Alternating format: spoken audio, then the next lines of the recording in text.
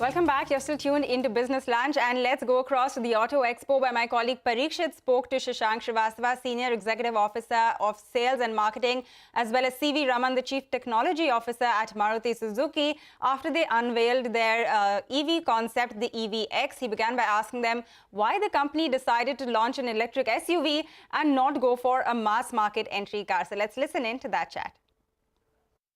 First of all, we must understand that electric vehicles still a developing and evolving field. Surely it has got great potential considering the emission norms which are going to come and which are already in place set by the government, as also general concern for environment and sustainability. The adoption rate of EVs is, the consensus is that it will be different for different category of vehicles. Like two-wheeler and three-wheeler, it will be before four-wheelers.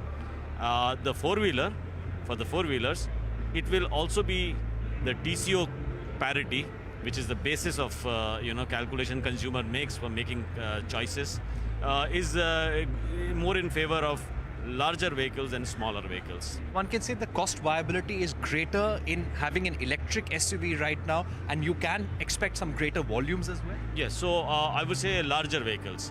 And SUV, of course, is because the segment is really doing well, and our projection is that the segment will continue to do well. Like, for example, in December, it touched 45% of the market. Overall, of course, it's still 42%, but the growth seems to be great going for SUV, and therefore for larger vehicles, SUV is obviously an obvious choice for getting into these. But one thing I must add, that it is also dependent on the usage of the vehicle. For example, in the smaller cars, you could see the fleet adoption being much faster, because it is not just the type of car which matters, but also the usage that you put to. So there is a consensus that maybe fleet and such usage will probably see a faster adoption than personal. All right, Mr. Raman, as we move, and if you can tell us about the vehicle as well, this is a completely new ground-up vehicle. We get a sense that there is some amount of inspiration from the Grand Vitara. Are we right? This is more than 4 meters. Give us a sense about the inspiration behind the design. So as Shashank-san was explaining about the need and the growth in the SUV market. And SUV market is not just for India, but globally SUVs are growing. And this is a global unveil. The concept eVX is for the global market. And so therefore, SUV as a theme has been kind of established in a way that that's where the growth is going to be. And so the concept is based on a SUV theme. It's a versatile, emotional, versatile cruiser. That's what eVX stands for. And what does a true SUV stand out for? One is high seating, a longer wheelbase, and very wide proportion, a very strong shoulder, upright hood, and upright seating. All of this is what represents a SUV. And now when you talk about SUV, and that too in an EV, we have to start, as we were talking about, a born electric. So from a platform perspective, all new platform is being developed.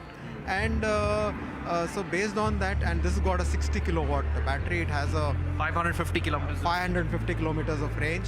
And so that's based on our study of the market, we feel that that's a start point from where the easy adoption in this segment is possible.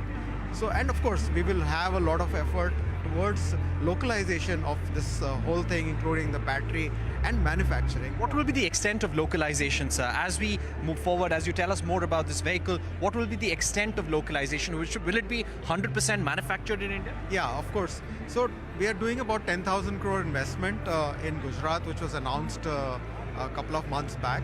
And we are going to localize the batteries. By 2025, we will have all of that in place, so that we are able to launch that, for the market.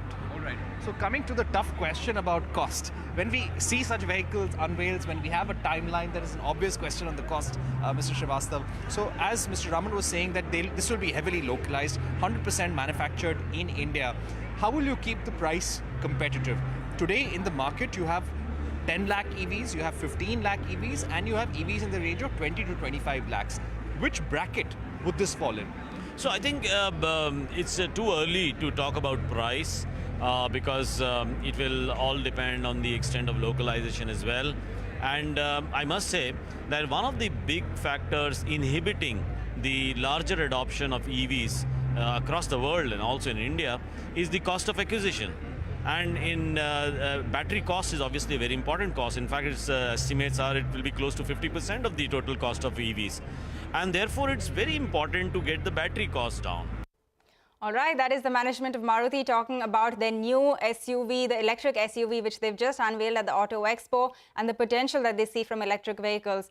But with that, I also have to bring you a quick update on a tragic incident that we saw yesterday. 5 officials of the NCC company and 2 from Bangalore Metro Rail, officials from these have been arrested in connection with the collapse of an under-construction metro pillar in the city. Remember, the pillar collapse resulted in a woman and her 2-year-old toddler losing their lives after, a structure from the construction site fell on them. So that is an update on this extremely tragic incident which came through yesterday. But with that, we're going to wind down on this edition of Business Lunch. Thank you very much for tuning in. Midcap Radar comes up next.